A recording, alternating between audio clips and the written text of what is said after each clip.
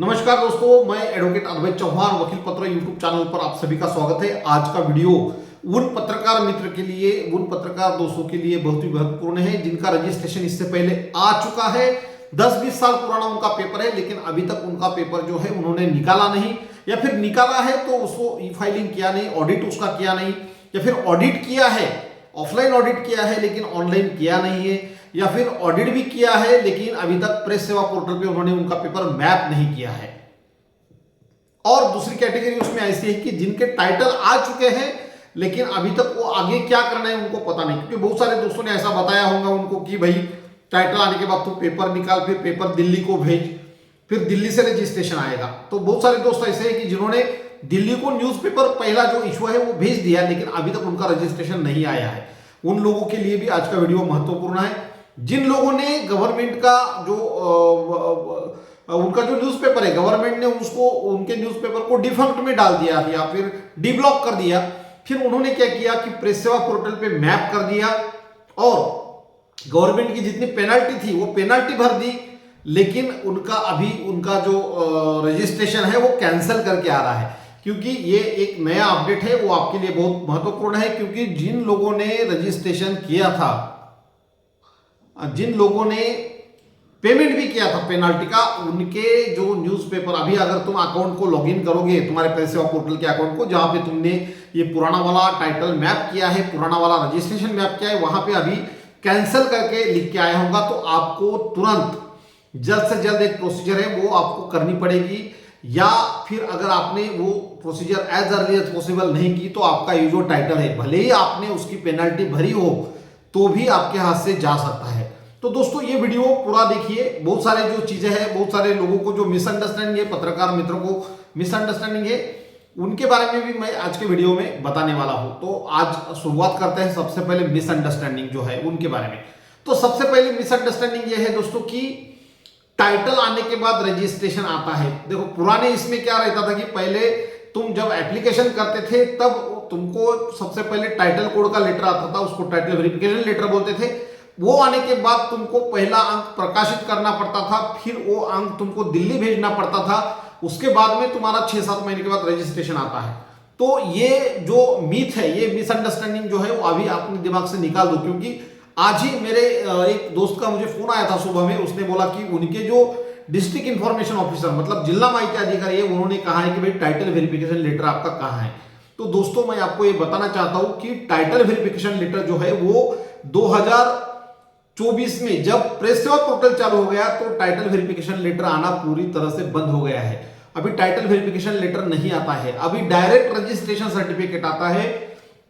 Title verification जो है उसका कोई भी मतलब बहुत सारे दोस्त ऐसे हैं, मुझे अभी पश्चिम बंगाल के एक क्लाइंट का कॉल आया था, उसने 6-7 महीने पहले फॉर्म भर दिया, पार्ट ये जो है उसका भर दिया, और वो राह देख रहा कि मेरा टाइटल वेरीफाई हो गया आएगा फिर मुझे रजिस्ट्रेशन करना पड़ेगा। तो दोस्तों अगर आपको भी ये बात पता नहीं है तो मैं आपको बताना चाहता हूं कि जो नया एक्ट आया है जिसमें प्रेस सेवा पोर्टल पे अभी ऑनलाइन रजिस्ट्रेशन चालू हो गया है, उसमें टाइटल वेरीफाई होके नहीं आता है। तुमको 5 टाइटल उसमें एप्लीकेशन में लिखने पड़ते हैं, देने पड़ते हैं, उसके बाद में डायरेक्ट रजिस्ट्रेशन सर्टिफिकेट मिलता है 90 दिन के बाद में, उससे पहले नहीं मिलता है। तो कम से कम मिनिमम उसको 90 दिन लगते हैं और वो डायरेक्ट रजिस्ट्रेशन मिलता है, टाइटल कोड नहीं मिलता है। तो फिर अगर आपको कोई भी पूछता है कि भाई आपका टाइटल कोड आया है क्या, या फिर आपका टाइटल कोड आ गया है क्या, या फिर आपका टाइटल कोड का लेटर जो है वो आपके पास कहाँ है, तो ये अगर कोई भी प्रश्न पूछे, ऐसा हो सकता है कि कलेक्टर लेवल के भी कोई प्रशासकीय अधिकारी भी आपको ये प्रश्न पूछ सकते हैं, क्योंकि बहुत सारे जिले में बहुत सारे कलेक्टर ऑफिस के जो संबंधित जो डिपार्टमेंट के जो अधिकारी है उनको भी पता नहीं है कि नई रजिस्ट्रेशन प्रोसेस क्या है। जिला माहिती अधिकारी जो है, डिस्ट्रिक्ट इंफॉर्मेशन ऑफिसर जो हर एक जिले में रहते हैं, उनको भी पता नहीं कि एक्चुअल प्रोसेस क्या है। तो ये जो मिसअंडरस्टैंडिंग अगर आपको भी होंगी तो ये निकाल दो, टाइटल वेरिफिकेशन लेटर नहीं आता है। अब दूसरी एक मिसअंडरस्टैंडिंग बहुत सारे दोस्तों को यह है कि टाइटल वेरिफिकेशन लेटर नहीं आता है तो ठीक है, हमको तो ये पता है, लेकिन रजिस्ट्रेशन होने के बाद क्या हमको डिक्लेरेशन देना पड़ता है। मुझे बहुत सारे महाराष्ट्र से इतने सारे लोगों के कॉल आते हैं कि सर हमारा रजिस्ट्रेशन आ गया, अब हमको डिक्लेरेशन देना पड़ेगा क्या। तो दोस्तों डिक्लेरेशन देने की कोई आवश्यकता नहीं है, ऐसा कहीं पे भी नहीं लिखा है नए कानून में कि तुमको डिक्लेरेशन देना पड़ेगा। हम जब फॉर्म भरते हैं प्रेस सेवा पोर्टल में, जब हम फॉर्म भरते हैं तो हमारा फॉर्म में ऑलरेडी हमारा फॉर्म, जब हम गवर्नमेंट की फीस भरते हैं तो हमारा फॉर्म कलेक्टर ऑफिस के पास ही जाता है, वहां से ही वो ऑनलाइन वेरीफाई होता है, वहां पे ही कलेक्टर साहब जो है वो पूरे दस्तावेज हमारे जो है उसको वो देख सकते हैं, उसमें रिमार्क दे सकते हैं, तो अलग से डिक्लेरेशन करने की कोई भी जरूरत नहीं है। तो ये जो है बहुत सारे दोस्त मुझे पूछते हैं आफ्टर रजिस्ट्रेशन, उनको रजिस्ट्रेशन मिल गया प्रेस सेवा पोर्टल में, उनका सर्टिफिकेट आ गया, तो पूछते कि सर क्या आप रजिस्ट्रेशन जो है वो तो हो गया है लेकिन हमको डिक्लेरेशन देना पड़ेगा क्या? तो ऐसा कोई डिक्लेरेशन देने की जरूरत नहीं है दोस्तों। ये अपने मन में ऐसा मतलब थोड़ी भी संदेह है उसको मत रहने दो कि हमको डिक्लेरेशन देना पड़ेगा, क्योंकि क्या है बहुत सारे दोस्त ऐसे, पत्रकार लोग में भी बहुत सारे पत्रकार ऐसे हैं, वो मिसगाइड करते हैं, जो नए लोग आ रहे हैं उनको मिसगाइड करते हैं और बोलते हैं कि अभी तुमने डिक्लेरेशन नहीं दिया है, तुम्हारा टाइटल लेटर नहीं आया है, तुमने कलेक्टर के पास पत्र नहीं दिया है, तो ऐसे देने की जरूरत नहीं है। अब तीसरी मिसअंडरस्टैंडिंग जो है वो है कि क्या हमको रजिस्ट्रेशन आने के बाद में पहला अंक दिल्ली को भेजना पड़ता है क्या? बहुत सारे लोगों को ये मिसअंडरस्टैंडिंग है। तो दोस्तों ये आप मिसअंडरस्टैंडिंग जो है वो मैं आपको उसका जो एग्जैक्ट क्या है उस पेपर मतलब भेजने के बारे में वो आपको बता रहा हूं। तो देखो रजिस्ट्रेशन आने के बाद एज अर्ली एज पॉसिबल तुमने तुम्हारा पेपर निकालना चालू करना चाहिए। अगर दैनिक है तो दैनिक निकाल दो, साप्ताहिक है तो साप्ताहिक निकाल दो, जो कोई तुम्हारा पीरियोडिसिटी है वो तुम्हारा जल्द से जल्द रजिस्ट्रेशन आने के बाद निकालना चालू कर दो। तो उसमें क्या करना पड़ता है कि पहला अंक निकालने के बाद दिल्ली को भेजना नहीं पड़ता है। देखो दिल्ली के जो ऑफिस है, दिल्ली का जो ऑफिस है पीआरजीआई का, उन्होंने स्पष्ट रूप से एक एडवाइजरी निकाली है। उसमें क्या लिखा है कि कोई भी डॉक्यूमेंट, कोई भी पत्र व्यवहार, कोई भी जो फिजिकल डॉक्यूमेंट जो है वो वहां पे लिया नहीं जाएगा, स्वीकार नहीं किया जाएगा। उनकी नो फिजिकल डाक जो है वो एक्सेप्टेंस की पॉलिसी जो है उन्होंने खत्म कर दी है। तो आपको ये समझना पड़ेगा, बहुत सारे लोग ऐसे हैं पत्रकार लोग की उनका रजिस्ट्रेशन सर्टिफिकेट आने के बाद वो क्या बोलते हैं कि सर हमने तो दिल्ली में हमारा पहला अंक जो है वो भेज दिया, पहला जो इशू है हमारा वो हमने भेज दिया। तो ऐसे करने की कोई जरूरत नहीं है, आपको दिल्ली को अंक भेजने की कोई जरूरत नहीं है। आपको क्या करना है, आपको जो प्रेस सेवा पोर्टल है उसके रेगुलरिटी जो टैब है उसमें जाके आपको फर्स्ट जो आपका इशू है वो आफ्टर प्रिंटिंग प्रेस से तुमने जब प्रिंट किया है उसको, उसके 48 आवर्स के पहले आपको वहां पे अपलोड करना है। तो दिल्ली भेजने की जरूरत नहीं है। और अपलोड करने के बाद हर महीने के 5 तारीख को, फिर से एक बार बराबर सुन लो, हर महीने के 5 तारीख को तुमको तुम्हारा जो नियरेस्ट, तुम्हारा जो जिला है, तुम्हारा जो गांव है, उसके नियरेस्ट जो कोई पीआईबी का ऑफिस है, मतलब प्रेस इंफॉर्मेशन ब्यूरो का जो ऑफिस है, वहां पे तुमको फिजिकल कॉपी वहां पे देनी है। तो तुमको दिल्ली भेजने की जरूरत नहीं है, तुमको तुम्हारे नियरेस्ट पीआईबी ऑफिस में वो कॉपी देनी है, वहां से वो अपडेट करेंगे। अब कॉपी देते समय आप उनका कवरिंग लेटर एक उसका बना लो कि भाई मैं इस पत्र का संपादक हूं, मुझे ये रजिस्ट्रेशन मिल चुका है, मैं रजिस्ट्रेशन जो मेरा सर्टिफिकेट है वो इसके साथ में एनक्लोज कर रहा हूं और मैं आज आपके कार्यालय में मेरे इतने जो इश्यूज है वो आपको यहाँ पे दे रहा हूं। ऐसे कवरिंग लेटर जो है उनको देके पीआईबी के ऑफिस में आप वो जमा कर सकते हैं। तो दिल्ली कुछ भी भेजने की जरूरत नहीं है, ये आपके दिमाग से निकाल दो कि अंक प्रकाशित होने के बाद पहली कॉपी दिल्ली भेजनी पड़ती है। तो ऐसी कोई जरूरत नहीं, पहली कॉपी ही नहीं, कोई भी पत्र व्यवहार दिल्ली को तुमको फिजिकल डॉक्यूमेंट जो है वो भेजने की जरूरत नहीं है, पूरा डिजिटलाइजेशन उनका हो चुका है। अब ये 3 जो सबसे बड़ी ये लोगों को थी, बहुत सारे पत्रकार लोगों को, मुझे भी बहुत सारे कॉल आते थे, तो मैंने सोचा कि भाई ये जो महत्वपूर्ण प्रश्न है जो बार बार पूछे जाते हैं, तो उसको एक ही वीडियो के माध्यम से मैं उसका जवाब देता हूं। तो ये 3 चीज तो आपकी क्लियर हो गई है। सबसे पहली जो चीज है कि टाइटल वेरिफिकेशन लेटर नहीं आता है। दूसरी महत्वपूर्ण चीज की कोई भी डिक्लेरेशन कलेक्टर को देने की जरूरत नहीं है। तीसरी महत्वपूर्ण चीज की कोई भी अंक दिल्ली को भेजने की आवश्यकता नहीं है, तुम्हारे नियरेस्ट पीआईबी ऑफिस को तुमको देना पड़ता है और तुमको जो तुम्हारा प्रेस जो प्रिंट होने हुआ जो तुम्हारा न्यूज़पेपर है, पीरियोडिकल है, उसको तुमको अपलोड करना है प्रेस सेवा पोर्टल पे विदिन 48 आवर्स के पहले तुमको वो अपलोड करना है। ये बात जो है वो आपके ध्यान में वो रख लेना। अब चौथी जो एक वो मिसअंडरस्टैंडिंग बहुत सारे दोस्तों को है, बहुत सारे पत्रकार लोगों को है कि वो क्या करते हैं कि जैसे ही पीडीएफ फाइल उनकी आ गई है वैसी पीडीएफ फाइल वो प्रेस सेवा पोर्टल पे अपलोड करते हैं। तो क्या ये वैलिड है क्या? तो नहीं है, ये वैलिड नहीं है। क्या करना है तुमको सबसे पहले तुम्हारा जो पेपर है न्यूज़पेपर, उसकी प्रिंट निकालनी है और उस प्रिंट के फोटो निकाल के, उसका फोटो निकाल के तुमको अपलोड करना है। डायरेक्ट जो तुम PDF अगर अपलोड कर रहे हो तो ये एडमिसिबल नहीं है, वो एक्सेप्ट नहीं होगा। तुम्हारे जो तुम्हारा जो ऑडिट है या फिर तुम्हारा ई फाइलिंग है उसमें ये जो है एरर आ जाएगी। तो आप ये बात जो है वो ध्यान से मतलब समझ लेना।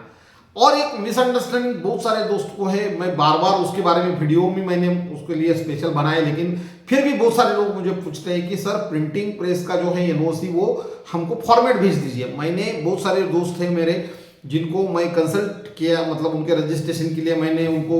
मेरी सर्विस दी है, कंसल्टेशन सर्विस प्रोवाइड की है, लेकिन वो लोग भी क्या करते हैं कि कुछ तो भी बॉन्ड पेपर पे लिख के लाते कि ये हमारा प्रिंटिंग प्रेस का एनओसी है। तो दोस्तों देखो, पुरानी मतलब जो ये जो नया एक्ट आया है उससे पहले क्या होता था कि कोई भी प्रिंटिंग प्रेस का एनओसी चलता था, अभी वैसा नहीं है। अभी तुमको वहां पे जो लिस्ट हुई जो प्रिंटिंग प्रेस है उसका ही एनओसी तुमको लेना पड़ता है। और एनओसी का मतलब क्या रहता है कि कोई डॉक्यूमेंट नहीं लेना है तुमको क्या करना है, तुम्हारा फॉर्म भरते समय उस प्रिंटिंग प्रेस के नाम पे तुमको रिक्वेस्ट भेजनी है, ऑनलाइन रिक्वेस्ट जाती है, जैसे हमारी फेसबुक फ्रेंड रिक्वेस्ट जाती है वैसे उनके पास रिक्वेस्ट जाती है। फिर वहां से वो लोग एक्सेप्ट करते हैं, उनका आधार कार्ड वहां पे वेरीफाई होता है, उनको ई साइन करना पड़ता है, और उसके बाद में जो ई साइन होने के बाद में हमारे यहाँ पे अप्रूव्ड या एक्सेप्टेड बाय प्रिंटर ऐसा लिख के आ गया, तो इसका मतलब ये हो गया कि हमारी रिक्वेस्ट जो है वो एक्सेप्ट कर ली है। तो ये बात आपने ध्यान में रखनी चाहिए कि ऐसा कोई प्रिंटिंग प्रेस का फॉर्मेट जो है वो है नहीं। दूसरी एक महत्वपूर्ण बात, बहुत सारे दोस्त पूछते हैं कि सर ट्रांसफर का कैसा है, तो ट्रांसफर के लिए मिनिमम 2 साल का पेपर का तुम्हारा एज जो है वो होना चाहिए, कंसंट्रेशन तुम्हारा तय होना चाहिए, दोनों के अकाउंट जो है वो प्रेस सेवा पोर्टल पे रहने चाहिए, और नोटरी फॉर्मेट जो है वो अभी दिसंबर 2025 में उन्होंने बदला है, वो नए फॉर्मेट में उसका नोटरी हमको करना पड़ता है। तो ये मैं इसलिए बार बार बता रहा हूँ, मतलब बहुत सारे वीडियो इसमें किए हैं लेकिन फिर भी बार बार बता क्यों रहा हूँ, क्योंकि बहुत सारे लोग कनेक्ट होते हैं, डेली कनेक्ट होते हैं, या फिर कोई रैंडम कोई भी वीडियो देखता है फिर उनको पता नहीं रहता, फिर वो क्या करते हैं बाकी के वीडियो नहीं देखते, फिर वही वीडियो देख के उस पर ही प्रश्न पूछते, इसलिए मैंने ये पूरा वीडियो जो है वो डिटेल बनाया। अब आते हैं सबसे जो टाइटल आज के वीडियो का जो मेन टाइटल है उस पर आते हैं कि भाई हमारा न्यूज़पेपर जो है वो डिब्लॉक किया था, उन्होंने डिफंक्ट लिस्ट में डाला था। फिर हमने क्या किया, हमने उसकी फीस जो थी गवर्नमेंट की, जो पेनल्टी थी वो हमने पेनल्टी भर दी। कोई लोगों ने 20,000 भरी, किसी ने 25,000 भरी, 19,000 भरी, 12,000 भरी, 5,000 भरी। अब ये पेमेंट होने के बाद में भी बहुत सारे लोगों को रिसिप्ट भी जनरेट नहीं हुआ वहां पे, क्योंकि वो पेमेंट का इशू बहुत बार चलता है उनका, PRGI का जो प्रेस सेवा पोर्टल है उसका और भारत कोष का कोई तो भी इशू है, वो बार बार पेमेंट के रिसिप्ट जनरेट नहीं होती वहां पे, और उसको दिक्कत आती है, एरर आती है। तो तुमने तो पेमेंट कर दिया, वहां पे सक्सेस भी हो गया, लेकिन तुम्हारा पेपर जो है वो अभी अगर तुम अकाउंट में गए, क्योंकि बहुत सारे लोगों को ऐसा गलत फहमी रहती है कि भाई मैंने तो पेमेंट कर दिया अब मेरा पूरा काम हो गया, तो ऐसा है क्या, तो बिल्कुल नहीं है। क्योंकि अभी जिन लोगों का डिफंक्ट में था या फिर जिन लोगों का टाइटल डिब्लॉक हुआ था उनको अभी वहां पे कैंसिल करके लिख के आ रहा है। तो ये कैंसलेशन जो है उसके लिए तुमको अपील अगेंस्ट कैंसलेशन जो है वो करना पड़ता है, और वो विद इन टाइम पीरियड करना पड़ता है। नहीं तो बाद में तुम बोलोगे कि सर मैंने तो पेमेंट कर दिया, PRGI के साथ झगड़ा करोगे या फिर उनसे मेल करोगे या फिर उनके साथ में पत्र व्यवहार करोगे। अब बहुत सारे पत्रकार मित्र है कि वो क्या बोलते हैं कि हाँ खासदार हमारा पहचान के है, MP मेंबर ऑफ पार्लियामेंट, उनका पत्र दे देंगे, या फिर ये तो ऑफिसर है वो तो मेरी पहचान वाला है। दोस्तों ऐसा कुछ भी नहीं रहता है। डॉक्यूमेंट्स जो है वो लीगली पूरी प्रोसीजर फॉलो करनी पड़ती है, भले ही वो मेंबर ऑफ पार्लियामेंट का पेपर हो या कोई साधारण ग्रामीण विभाग का एखादे संपादक का पेपर हो, दोनों के भी प्रोसीजर फॉलो करनी पड़ती है। तो बहुत लोगों को ये जो आदत है ना, मैंने बहुत देखा है, बहुत सारे लोग क्या बोलते हैं कि सर नहीं नहीं हमारा काम तो जल्दी हो जाएगा, हमारे वहां पे पहचान के। तो मैं उसके लिए PRGI ने एक एडवाइजर भी निकाली कि देयर आर, मतलब कोई मिडल मैन नहीं है, मतलब हम भी सर्विस देते हैं, जो PRGI प्रेस सेवा पोर्टल के बारे में हम भी सर्विस प्रोवाइड करते हैं, लेकिन कोई मिडल मैन, हम कोई अधिकृत उनका एजेंसी नहीं, या फिर हम कभी ऐसा दावा नहीं करते कि वहां पे हमारी पहचान का कोई है और वो हमारा काम जो है वो जल्दी करेगा, ऐसा कुछ भी नहीं होता है। किसी को पैसे मत दे दो। बहुत सारे लोग ऐसे कि भाई PRGI में मेरे पहचान का है, मैं आपका काम करवा लूंगा, ये आपको रजिस्ट्रेशन करवा दूंगा, या फिर आपका पुलिस के नाम का अभी बंद हो गया लेकिन आपने अगर ज्यादा पैसे दे दिए तो मैं कर दूंगा। ऐसे बातें करने वाले बहुत सारे लोग हैं, लेकिन ऐसा नहीं होता है। तो मैं आपको फिर मतलब ये बात जो है मैं बहुत बार समझा चुका हूं कि ऐसा कोई PRGI प्रेस सेवा पोर्टल का जो व्यवहार है वो बहुत ही ट्रांसपेरेंट है, उसके लिए कोई किसी की कुछ भी जरूरत नहीं है, मतलब वहां पे पहचान की जरूरत नहीं है। तुम्हारा एप्लीकेशन अगर बराबर है, तथ्यपूर्ण है, या फिर उसमें कोई ऑब्जेक्शन वाली चीज नहीं है, तो तुम्हारा एप्लीकेशन बिल्कुल 100% तुम्हारा एक्सेप्टेंस हो जाएगा और तुमको रजिस्ट्रेशन सर्टिफिकेट मिल जाएगा। मेरे 3-4 क्लाइंट है, जैसे मैं आपको नाम भी बता सकता हूँ, मेरे विनायक राव शिंदे करके हमारे सातारा के हैं, या फिर हमारे भंडारा के भोयर जी करके है, और एक हमारे अंकुश करके जालना के हमारे एक क्लाइंट है। अब ये तीनों लोगों का क्या हुआ था, विनायक राव जो है हमारे, उनका लोक शक्ति रक्षक नाम का पेपर, उसने पहले उनका रिजेक्शन आया था, उसके बाद में हमारे अंकुश जो है, अंकुश सर जो है जालना के, उनका अंकुश पर्व नाम का पेपर था, उसको भी रिजेक्ट हुआ था टाइटल, उसका रजिस्ट्रेशन। और हमारे जो भोयर जी है भंडारा के, उनका चांदा ते बांदा ये जो पेपर थे वो भी रिजेक्ट मतलब हुआ था। लेकिन और हमारे एक पश्चिम बंगाल के क्लाइंट है, उनका प्रांतिक वार्ता नाम का जो रजिस्ट्रेशन है उसको भी रिजेक्शन उन्होंने किया था। लेकिन ये चारों मैं अभी प्रातिनिधिक स्वरूप में बता रहा हूँ, वैसे तो हमारे बहुत सारे रिजेक्शन के बाद में हमने अपील करने के बाद उनको रजिस्ट्रेशन आ गए हैं। ये जो हमारे उत्तम सूत्रधार करके जो क्लाइंट है पश्चिम बंगाल के, उनका तो अभी कल परसों का है, उनका प्रांतिक वार्ता नाम का पेपर जो है उन्होंने रिजेक्ट किया था, फिर हमने अपील लगाई, फिर उनका रजिस्ट्रेशन आ गए। तो ऐसे जो प्रॉपर प्रोसीजर है, मतलब तुम्हारा रिजेक्ट भी हो गया, लेकिन अगर तुम प्रॉपर तरीके से उसको रिप्लाई देते हो या फिर अपील करते हो तो तुम्हारा रजिस्ट्रेशन हो जाता है, लेकिन उसको प्रॉपर तरीके से करना पड़ता है। कोई मिडल मैन या पहचान की जरूरत नहीं रहती, ये पूरी प्रोसीजर ऑनलाइन है, पूरी प्रोसीजर ट्रांसपेरेंट है। तो जिनके कैंसलेशन का अभी दिख रहा है, मतलब आज का वीडियो जिसके लिए मैंने बनाया है कि जिन लोगों का पहले डिफंक्ट में था, डी ब्लॉक में था, या फिर टाइटल जो है उनका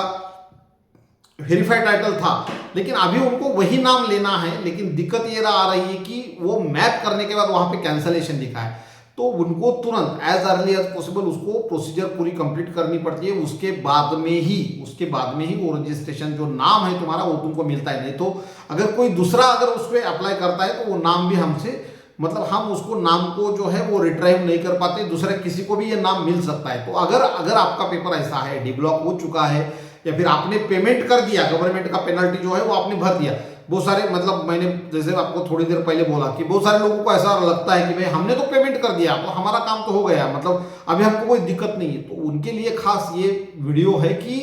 अगर तुमने पेमेंट भी कर दिया, पेनल्टी का पेमेंट भी कर दिया, अगर तुम्हारा पेपर डी ब्लॉक में था या फिर डिफंक्ट था, तो उसके लिए अभी तुरंत तुम एज अर्ली एज पॉसिबल जो रजिस्ट्रेशन प्रोसीजर जो आई है उसके आपको करना पड़ेगा, और उसके बाद ही आपको जो नाम है वो आपका रहेगा। नहीं तो ये नाम कोई दूसरा और ले सकता है, उसके लिए कोई बंधन नहीं है कि भाई ये नाम जो है वो मेरा था, अब जिसने कैसे क्या ले लिया, तुम उसके साथ कोई झगड़ा नहीं कर सकते हो, क्योंकि वो लीगल प्रोसीजर है, वो अगर तुमने फॉलो नहीं की तो वो दूसरे को नाम मिल जाएगा।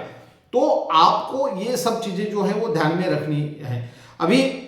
बहुत बार मैंने जैसे बोला कि ये चीजें, मतलब बहुत सारे पत्रकार लोग अभी भी कंफ्यूज है कि भाई मुझे एग्जैक्टली क्या करना पड़ेगा। और दूसरी एक बात मैं आपको बताना चाहता हूँ कि बहुत बार ऐसा होता है कि लोग मुझे कॉल करके बोलते हैं कि सर हमारा तो छोटा सा काम है, थोड़ा सा काम है, इतना तो करवा दो, या फिर इस पे इंफॉर्मेशन दे दो। तो मैं आपको फिर एक बार बता रहा हूँ ये वीडियो के माध्यम से कि दोस्तों, टेलीफोनिक कंसल्टेशन जो है वो फ्री कंसल्टेशन बिल्कुल अवेलेबल नहीं है। तो उसके लिए आप कृपया करके आपका भी अमूल्य जो मतलब टाइम जो है,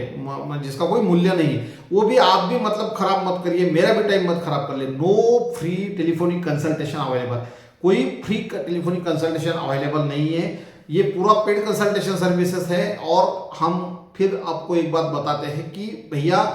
रजिस्ट्रेशन करना है, बहुत सारे लोग जो है वो आपको बोल देंगे कि ये हमारी पहचान है, हम आपको जल्दी ला के देंगे, तो ऐसे कोई भी अफवाहों पर विश्वास नहीं रखिएगा, क्योंकि पीआरजीआई ने खुद जो एडवाइजरी जो है, अभी लेटेस्ट एडवाइजरी 20 जनवरी को उन्होंने निकाली है कि there are no middle man, और कोई उनका एजेंट और कोई उनका मतलब अधिकृत कोई ये नहीं है, एजेंट नहीं है कि भाई उनके पास से आप रजिस्ट्रेशन करवा लो। ये सब जो चीज़ें हैं वो आपने ध्यान में रखकर करनी चाहिए। आपका जो काम है वो पूरा अगर सही तरीके से आपने फॉर्म भरा है, सही तरीके से आपने एफिडेविट लगाया है, सही तरीके से आपने पूरे जो जगह है भरी है, तो आपको रजिस्ट्रेशन मिलना ही है। अगर रजिस्ट्रेशन में कोई दिक्कत आती है, कोई डेफिशिएंसी आती है, डिस्क्रिप्शन मतलब डिस्क्रिपेंसी आती है, तो आप उसको भी 30 दिन का समय रहता है, उस 30 दिन के समय में आप उसको जो क्योर कर सकते हो, उसको निकाल सकते हो, जो क्वेरी आई है उसको निकाल सकते हो। लेकिन फिर से एक बार आपको बताना चाहता हूँ कि अगर आपको रजिस्ट्रेशन करना है तो पूरा ये सब बातें जो है वो ध्यान रख के करिएगा। जैसे कि मैंने पहले आपके बहुत सारे मिसअंडरस्टैंडिंग जो है वो निकाले हैं। अभी अगर आपके मन में कोई भी डाउट है, कोई भी प्रश्न है कि भाई ये तो मुझे पता नहीं ये क्या है, तो आप कमेंट बॉक्स में वो वहाँ पे लिख सकते हो, मैं उसका अगले वीडियो में जरूर जवाब दूंगा। अब एक मैं वीडियो जो है वो करने जा रहा हूँ कि ई पेपर की वेबसाइट बहुत सारे लोग जो है वो बना रहे हैं कि 17, 18, 20 हजार रुपए खर्च करके बहुत सारे लोगों को ऐसा लगता है कि भाई अभी हम तो आरएनआई का रजिस्ट्रेशन तो आ गया, अब ई पेपर की वेबसाइट भी बना लेंगे। तो दोस्तों उसके लिए इतने पैसे मत खर्च करो।